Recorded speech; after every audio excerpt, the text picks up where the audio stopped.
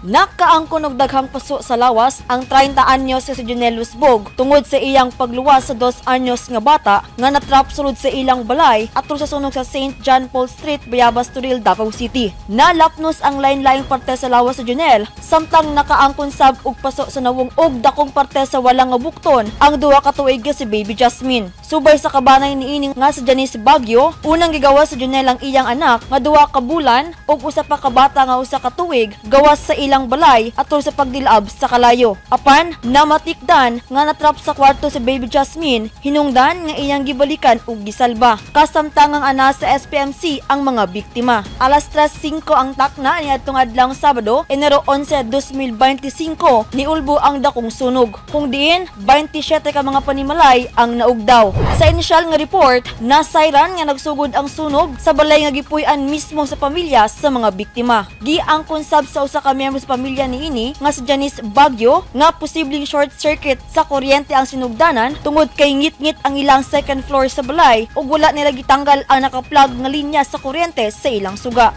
Suga manggod namo dira sa akong pag-umangkon, walay ibot-ibot, walay patay-patay ba.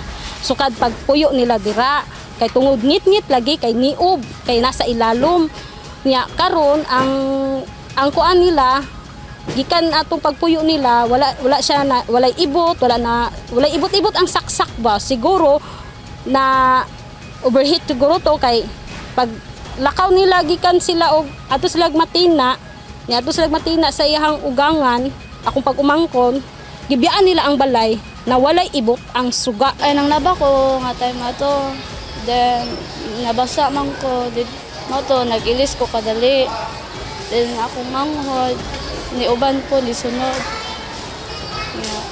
Pag man akong ilis, sigawas ko, ni akong manghod ni balik siya nga. Ni kuha sa kog gulaan.